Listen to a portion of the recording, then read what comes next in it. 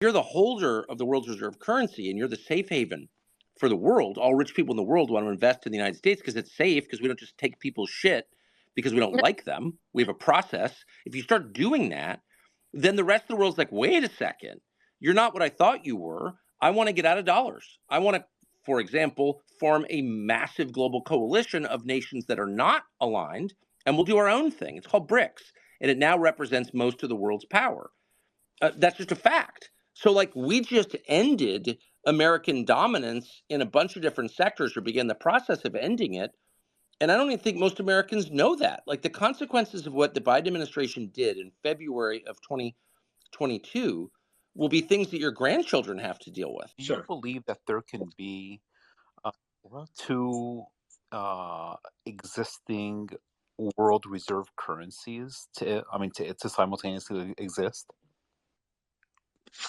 I do, and I think that could happen. I think it's quite realistic that a lot of the world is just done with the dollar as their reserve currency. And I think that there's a lot of places that are willing to try something else. And one of my scenarios, and I don't think it's going to play out quickly, but like one of my wild case success scenarios for a digital asset is if countries start to realize that the US dollar is not going to be the reserve currency forever. Other things are going to be the reserve currency.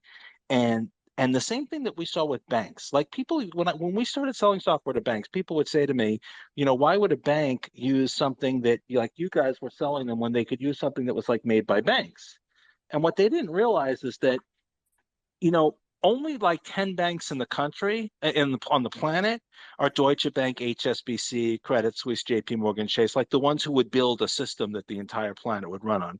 For the rest of the banks, that's 6,000 smaller banks, those are their biggest, strongest competitors. Those are the entities they hate the most. They would not want to use the system built and maintained by them because it's going to be biased in favor of them, their biggest and strongest competitors. And I think the same thing could happen to nations.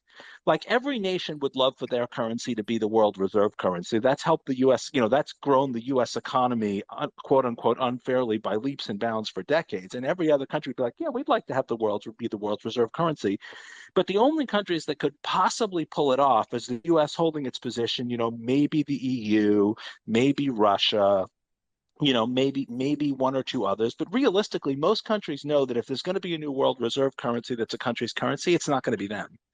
And so they might actually prefer a currency that nobody can control to one that's controlled by their largest geopolitical rivals.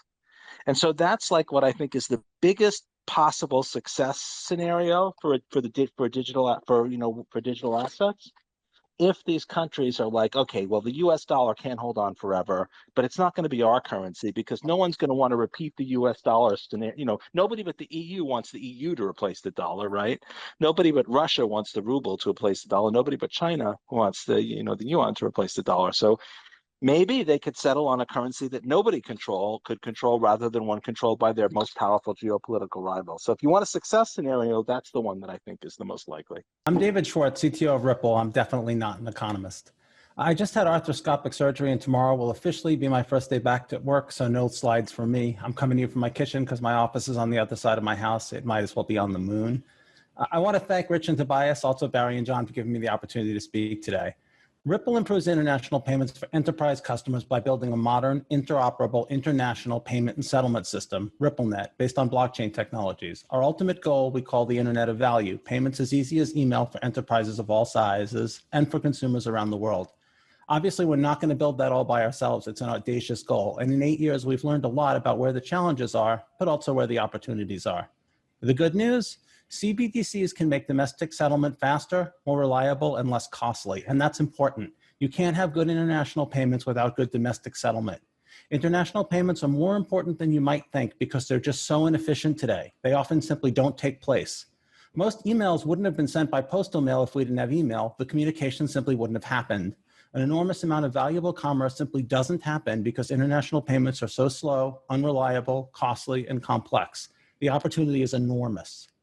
There's typically a domestic transfer on each end of any international payment. If those don't work well, the international payment doesn't work well. And equally importantly, if you imagine an international settlement system with great characteristics like speed, certainty, low failure rates, those benefits won't be seen by the endpoints of the payment unless the domestic components on both ends of the international payment have them too.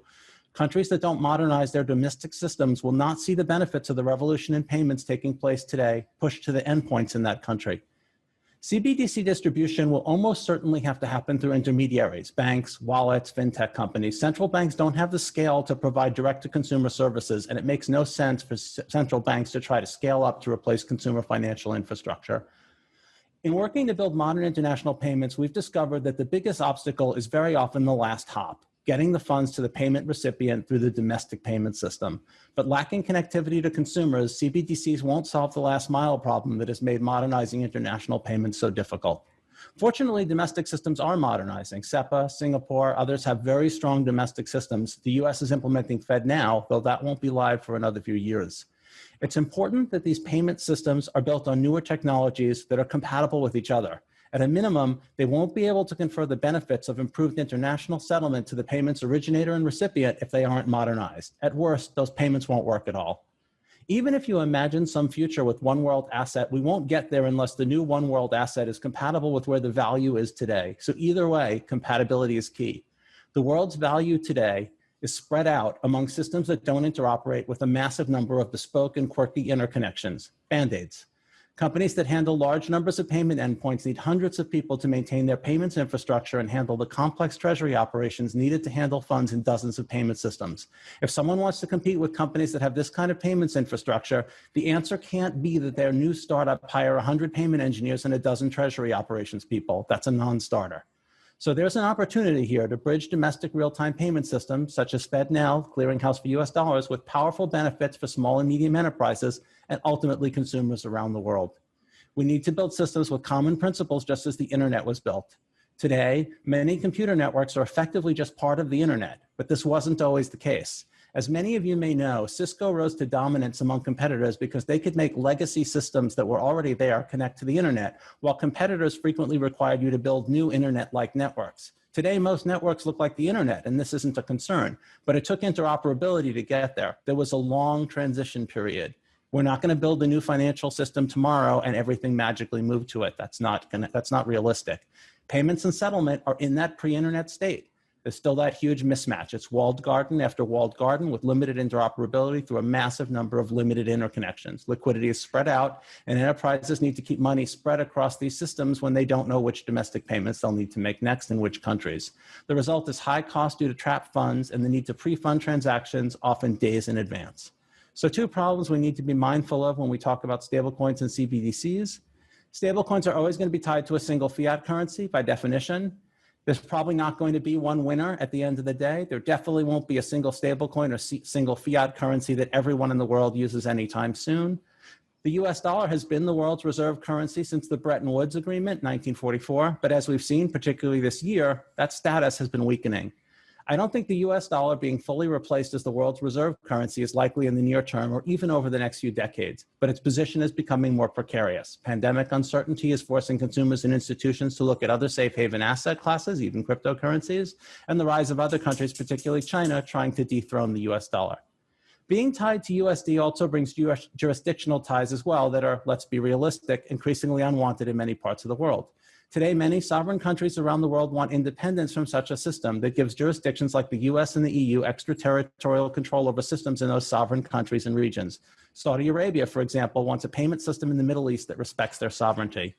If each country issues their own CBDC or starts using stablecoins denominated in different regional currencies, we risk repeating this mistake yet again. We drastically need interoperability between these virtual currencies and between virtual currencies and traditional assets and systems. A CBDC, by definition, is going to carry the same capital controls, trade agreements, politics as its corresponding fiat currency did, and countries are not going to want to deal with another country's capital controls, nor should they. They're sovereign nations. A world currency issued by a world jurisdiction that everybody uses for everything is a pipe dream. Our choices seem to be between an interoperable future with a few jurisdictionless settlement assets or more balkanization. If you're looking at cross-border, that key factor is interoperability. You're working across jurisdictions and across assets. You need a neutral asset in between different CBDCs, or your liquidity is going to be divided among the n-squared pairs of CBDCs. Similarly, if other assets, such as securities around the world, get tokenized, there's even more need for a neutral asset between multiple CBDCs and possibly a large number of new assets in new asset classes. A central bank is not going to issue a digital asset that behaves like BTC, XRP, or Ethereum. These are neutral assets that are free from a single jurisdictional control. So CBDCs are not going to usurp the role of universal settlement assets. You need a neutral asset going in between CBDCs serving as a settlement across jurisdictions, accepted by all because everyone can come to accept that they can't get the whole world to use an asset they control. And so an asset nobody can control is preferable to one controlled by their geopolitical competitors. Bitcoin is sometimes pitched as the interoperability solution, and in the early days, that almost seemed believable. But as we now have some 1,500 cryptocurrencies that don't interoperate, and almost nothing non-crypto interoperates with Bitcoin, we just recreated the new version of the same walled garden problem. Instead of building an internet based on compatibility, we built one network and required everyone to join that network, demanding too many sacrifices too quickly. Internet without Cisco. So it can't be just one network. And if there's one network at the hub, that network has to be built for that role, with interoperability taking priority over everyone do things our way. It has to be based on bridges, not on walls. XRP and the XRP ledger were built specifically for this kind of role.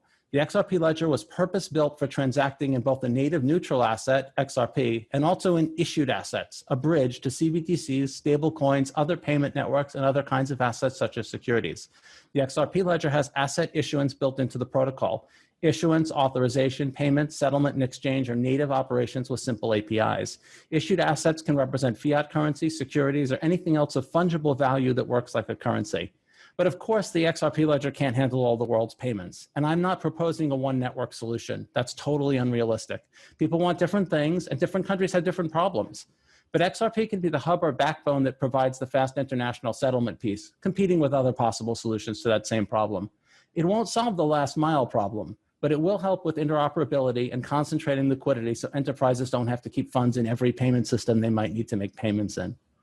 Just to repeat what I said at the beginning, CBDCs can make domestic settlement more efficient, and that's very important. You can't have good international payments without good domestic settlement, but they're not enough by themselves, and expecting them to bring benefits to small and medium enterprises and consumers and users is unrealistic unless we do a number of things. One of the things we discovered at Ripple is that you can give an enterprise a fantastic payment rail, and they'll still be hesitant to push the benefits to their customers because it makes the less modern parts of their system seem worse or unacceptable. It's often better to only provide payments that settle in 2 to 3 business days than to sometimes provide instant payments and sometimes provide payments that settle in 2 to 3 business days. People will now be more dissatisfied with the slower payments than they would be if you didn't seduce them with the better experience they only sometimes get. Perverse, but a fact. To some extent, you have to do everything to do anything, but CBDCs definitely can have a role to play. It just still leaves getting to and from the end user and interoperability across jurisdictions and different fiats, and those are very important components if we want to make things better. Thank you.